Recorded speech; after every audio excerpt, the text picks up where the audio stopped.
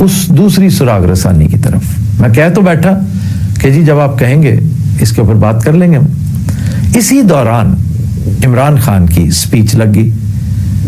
अब इमरान की स्पीच मैं भी सुन रहा था। थोड़ी देर बाद बाजवा साहब का फोन आया, नहायत सीख बात है, आग बगोला। तो कहने लगे कि आप दोस्ती की, आप अहिंसा की और अकोमोडेशन की बात करते हैं, नरमी की बात करते हैं, तो खान को देखा वो क्या कर रहा है, कैसे चिल्ला रहा है मेरे खिलाफ, ये कह रहा है वो कह रहा है। मैं कहा जनाब उसके साथ जो हुई है, अगर वो ये भी नहीं करेगा तो और क्या करेगा। एक चीज होती है ऑनर जो बहुत कीमती है, वो एट स्टेक लग गया बेचारे का। दूसरी चीज होती है जान, जो ऑनर के बाद सबसे कीमती चीज होती है, वो भी एट स्टेक थी और एट स्टेक है। तीसरी चीज होती है इक्तदार, वो उससे भी महरूम हुआ। अगर वो शोर ना मचाए तो और क्या करे। ये बातें होती रही मेरे सामने बड़ी शिद्दत से। जनरल साहब को मैंने को बहुत ज्यादा तो नहीं जानता, लेकिन इस कदर शदीद गुस्से में मैं देख के थोड़ा सा इसलिए परेशान और दुखी हुआ कि जनरल साहब की ये उम्र इस फेज से गुजरने की है नहीं, क्योंकि इस तरह के हालात इसकी मुआवनत करते हैं। ऐसी सिचुएशन इंतहाई फेवरेबल हो जाती है उन आर्जों के लिए। तो मैं दुआ करता हूं कि अल्लाह ताला उन्हें इस तरह की बिटरनेस, इस तरह का रिएक्शन उसमें इंडल्ज करने से महफूज रखे। अच्छा जनाब, मुझे कहने लगे कि ये बाज नहीं आ रहा, ये पता नहीं क्या समझ बैठा, इसके दिमाग में खन्नास डाल दिया है किसी ने कि मैंने इसको इख्तदार से बाहर किया। भाई सुप्रीम कोर्ट ने वर्डिक्ट दिया था कि जाएं और वोट लें।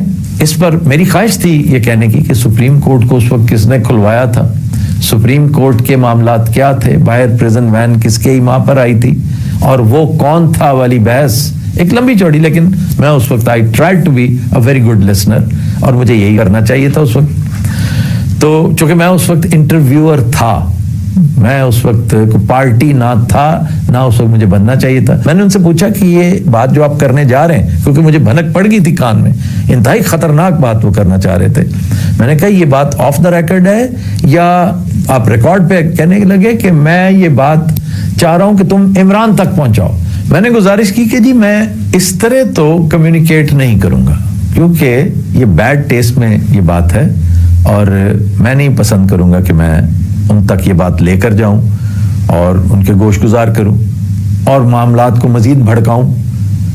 लेकिन मैं किसी न किसी तरह उनके कान में ये बात डालने की कोशिश करूंगा। उससे पहले मैं अपने व्लॉग में इसका तज़किरा करूंगा, चाहे मैं इसका इजमाली जायजा लूं, लेकिन मैं तज़किरा जरूर करूंगा और मैं आपसे इसकी इजाजत ले रहा हूं कि मैं इसे एज इट इज लगा दूंगा उसमें। लेकिन ऑफ कोर्स ब्रीफली, और ना ही मेरे पास इतना टाइम है कि मैं मजीद डिटेल्स में जाता। जो इंकशाफ उन्होंने किया ख्वातीन हज़रात, वो बड़ा अहम था, बड़ा लर्जा खेज था।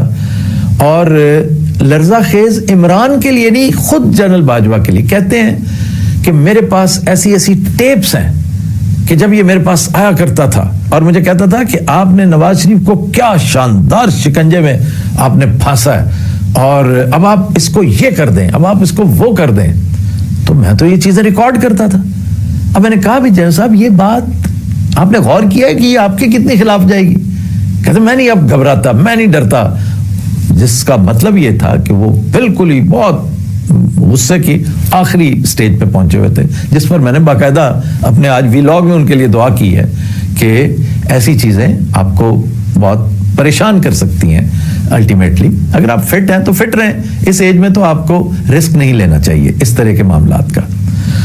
तो कहने लगे कि मेरे पास ऐसी ऐसी उसकी चीजें जो मैंने रिकॉर्ड की हुई हैं, खुद रिकॉर्ड। अच्छा, मुझे उससे लगा कि जनरल साहब छोटे से जेम्स बॉन्ड भी हैं कि मैं खुद रिकॉर्ड किया करता था, या उन्होंने स्पेसिफिकली एक्सक्लूसिवली जोर देते हुए कहा कि मैं खुद करता था, फैज को भी नहीं पता, फैज को भी नहीं। जैसे एकदम जैसे कहते हैं ना, फैज को सिक्योर करते हुए मैंने महसूस किया, या मेरे अंदर के सो कॉल्ड घाघ सहाफी ने ये महसूस कर लिया कि ये फैज साहब को बचाने के चक्कर में है या ओनस सारा अपने ऊपर लेने के उसमें। जाहिर है कि ये रिकॉर्ड हुई होगी गुफ्तगू, रिकॉर्डिंग्स बेशुमार होती हैं। तो कहने लगे कि फैज को भी नहीं पता, मैं खुद करता रहा हूं, मैंने खुद किया, खुद करवाया रिकॉर्ड, और मेरे पास बहुत सारी चीजें जो मैं फिर बताऊंगा, फिर मैं रिवील करूंगा कि ये कितने पानी में है। ये मैंने कहा जनरल साहब, बड़े अफसोस से मैंने मिसाल दी कि जो ऑडियो उसकी लीक हुई है कुछ अरसा पहले, मुझे बहुत दुख हुआ, बड़ी शर्म आई वो बातें सुनकर। वो सच्ची हैं, झूठी हैं, जो भी हैं, लेकिन बैड टेस्ट है मेरा। उसने उसका बाल भी बांका नहीं किया। वो जो है सो है, सबके सामने है। पहले वो क्या होता था, अब क्या है, पूरी दुनिया जानती है। वो अगर उससे नहीं घबराया तो इससे क्या डरेगा।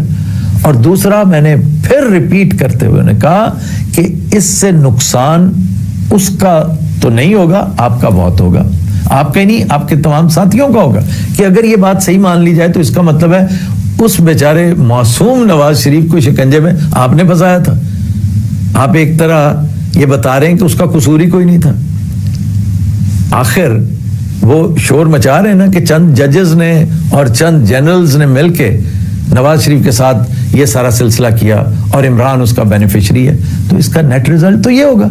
और आपकी ये बात किसी ने इसलिए नहीं माननी, नून लीग को एक नैरेटिव शायद मिल जाए, लेकिन उसमें भी जान इसलिए नहीं है कि ये ओपन एंड शट केसेस हैं। नवाज शरीफ पर, उनकी फैमिली पर, उनके भाई पर, उनकी फैमिली पर जितने केसेस बनाए गए हैं वो साफ नजर आता है। भाईजान, ये मामला तो लेजिस्लेशन करवा के आप ऑफ द हुक हुए हैं, इसलिए लोगों को इन चीजों का पता है। तो आप एक दफा फिर गौर कीजिएगा कि ये चीजें जिन्हें आप कह रहे हैं, फिर स्टेट सीक्रेट्स का उन्होंने कुछ तस्करा किया, उस पर भी वो कुछ कहना चाह रहे थे, मैं ज्यादा डिटेल्स में नहीं जाता। तो ये ऐसी एक फजूल सी बहस शुरू हो गई है जिसका खामखा मुझे इसके बीच में अपने आप को रगेदना पड़ा। मैंने यही बात इन सो मेनी वर्ड्स खान साहब के भी गोशगुजार कर दी है, और खान साहब ने उसके आगे जो रिएक्ट किया जिस तरह, वो उसी तरह था जैसा मैं एक्सपेक्ट कर रहा था।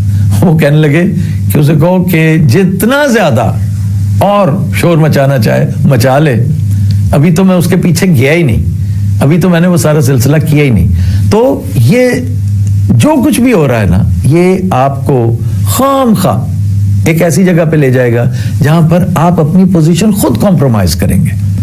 वो एक पॉलिटिशियन है, वो बहुत लिबर्टीज ले सकता है। आपकी जो ज्वालागाह है, जो आपकी फील्ड ऑफ एक्टिविटी है जनरल साहब, वो इंतहाई महदूद है। मिसाल के तौर पे अभी तो आप बात ही नहीं कर सकते खुल के।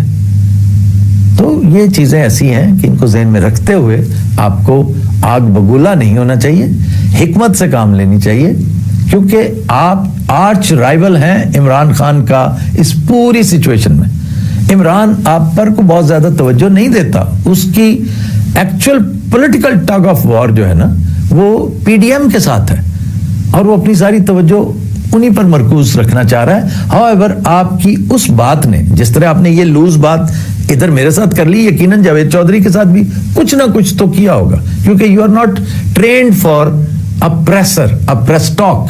You might have squealed something, may be some slip of tongue, may be anything, जिसको जावेद चौधरी एक मशाक खिलाड़ी है, उसने अपनी तहरीर की जीनत बना दिया।